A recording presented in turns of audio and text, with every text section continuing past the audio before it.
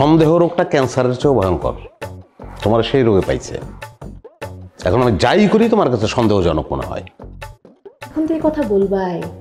আমি মানুষটা সারাটা দিন ধরে কষ্ট করে তোমার পছন্দের সব খাবার রান্না করছি, তুমি তো খাবা না। আমার কষ্টের তো তোমার কাছে কোনো দাম নাই। এখন আবার বলতেছো আমার মনে সন্দেহের রোগ জন্মাইছে। আচ্ছা ঠিক আছে, কষ্ট করে রান্না করছো, আমি খুশি হয়েছি। এখন তো খাইতে পারবো না, সকালে যাওয়ার সময় খেয়ে তারপর বেরোবো। যাও।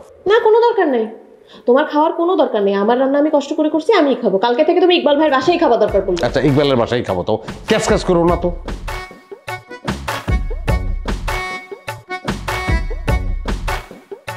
যতই চালাকি করো, তোমাকে আমি বসে আনবই। এই দেখো তো আমাকে কেমন লাগছে। ভালো। আচ্ছা, এই শাড়িটা কি পাল্টায় অন্য একটা শাড়ি পরবো? পাল্টাও। না থাক, তুমি বলছো সুন্দর লাগতেছে, এটাই থাক। হ্যাঁ এটাই থাক। না পাল্টাই ফেলি, কি বলো? পাল্টাও।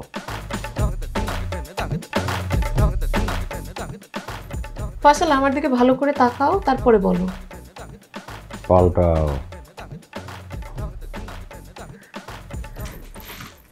ফয়সাল, আমার দিকে তাকাইতে বলছি। বললাম তো পাল্টাও, অসুবিধা নেই।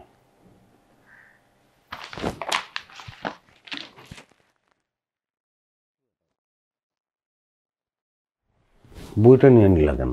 আমি সে কখন থেকে তোমাকে জিজ্ঞেস করতেছি আমাকে দেখতে কেমন লাগতেছে, আর তুমি এগুলো কি আবল তাবল বলতেছো? ও আরে তোমার তো সুন্দর লাগতেছে, খুব সুন্দর লাগতেছে।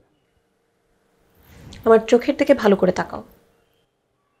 আরে সুন্দর তো, কি শোনা দিছো নাকি? চোখ বন্ধ করো। বললাম।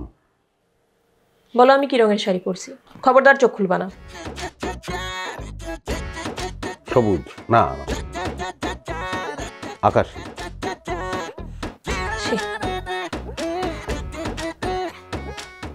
সারাটা দিন কষ্ট করে তোমার সব পছন্দের খাবারগুলো রান্না করলাম, তুমি খেলা না।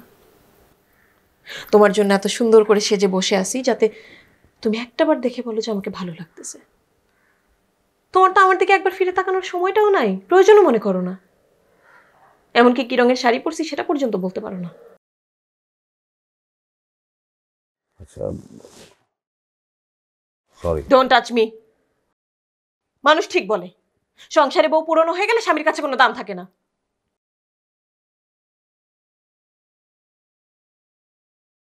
তুমি আমার ভুল বুঝতেছো, আমি আসলে। আর একটা কথাও বলবা না তুমি।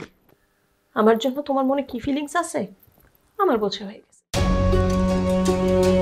কিন্তু আচ্ছা আমি সরি, কোনো মানে হয়? আরে আমার